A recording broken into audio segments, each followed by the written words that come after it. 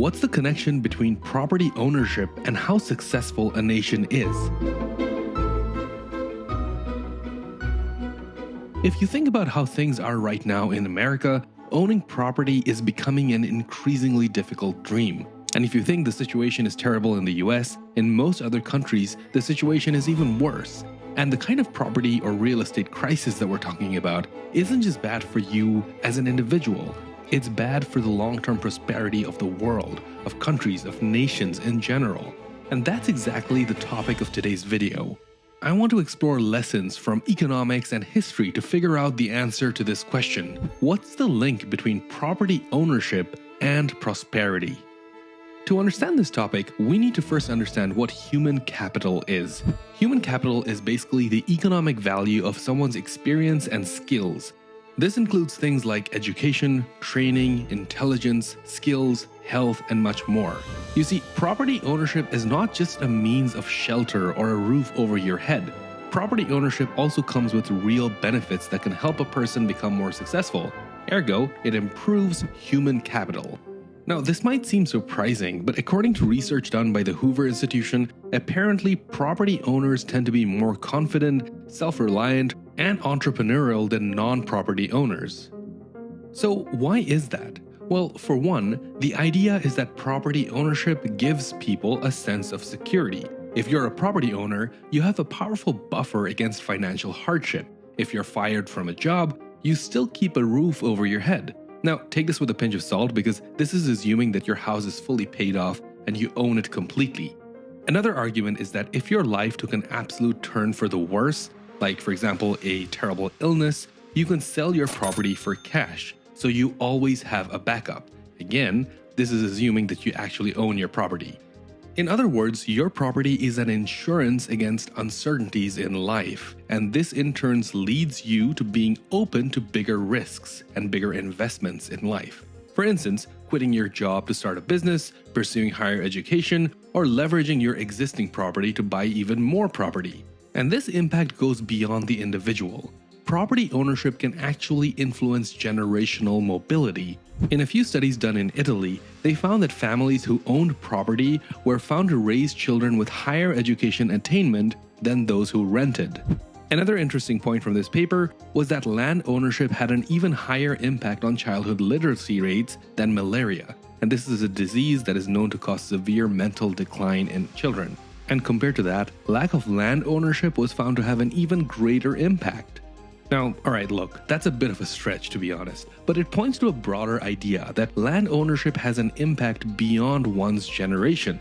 I actually think that's where the idea of generational wealth comes in. If you think about it, generational wealth is usually because of property that goes down from one generation to another.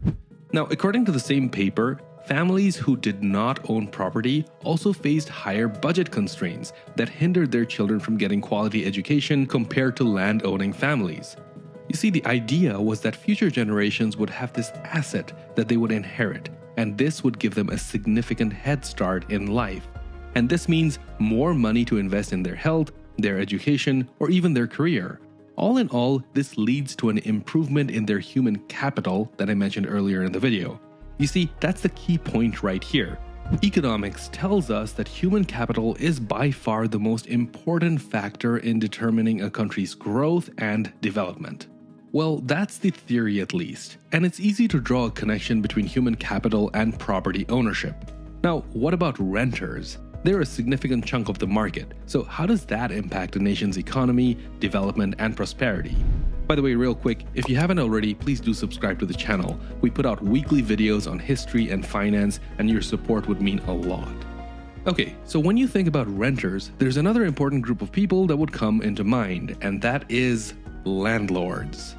The economic philosopher Adam Smith showed nothing but contempt for big landowners. He argued that landlords contributed nothing positive to the economy because they produced nothing and lived entirely on rent from others.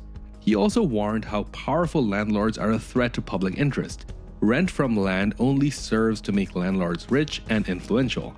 And since they don't have to actively struggle to improve their livelihood, it makes them ignorant and short-sighted. So yeah, Adam Smith, not a big fan of landlords. Now imagine landlords having influence on a nation's politics. The idea here is that landlords in positions of power tend to create policies in a way that would benefit them, making them resistant to reforms or making living situations better for their renters. Landlords in positions of power would also insert themselves into political institutions. They would influence their way into these institutions to ensure that there were few opposing forces when it came to their own property and tenancy rights. There's this highly acclaimed book, it's called Why Nations Fail, where economists Darren Acemoglu and James Robinson specifically discuss this. They highlight that factors such as geography, resources, and even culture aren't as big a factor in a nation's prosperity as much as institutions are, and with landlords having some influence over the idea of institutions, it's easy to draw a link between how property ownership and real estate control can influence a nation's prosperity through the influence on institutions. So if you have extractive institutions that favor the powerful and are designed to get the maximum benefits, rents in this example, out of ordinary people, then such a nation would be inevitably negatively impacted. This kind of influence over institutions makes the rich richer and the poor poorer. And this leads us to our next important economic concept, which is the velocity of money. Simply put, the velocity of money means how frequently money changes hands in an economy. It estimates the movement of money. So the higher the frequency, that is, the higher the velocity of money, the better the economy. Conversely, the lower the velocity of money means a general reluctance for an average person to spend money, and this usually is a good indicator that economic situations are bad and there are hardships. So, coming back to the property ownership topic, a nation with a lot of individual property owners would have a higher velocity of money compared to one where property ownership was concentrated in the hands of a very few people. In contrast, a nation with only concentrated land ownership will experience low velocity of money, and land ownership is also being considered as concentrated if most landowners are in debt to a few banks. So technically they own the house, but in reality they're beholden to the bank that holds their mortgage. Now, the more powerful landlords would usually use the rent or interest generated from hundreds of their properties to buy even more property. The money invested becomes immobile and it does not change hands for the foreseeable future. Hence, this creates lower velocity of money. And in my view, this might explain why China, which was once an economic powerhouse, has recently slowed down in growth over years. Most of the money has become stuck in property instead of being used in mobile ventures like businesses and services. So when there isn't enough money changing hands, neither is property. Okay, let's look at a couple of other examples. Let's look at the US and Argentina. Both countries actually have a lot of similarities. Both countries started as European settler colonies and they were both resource rich. Yet today, the United States remains rich, while Argentina.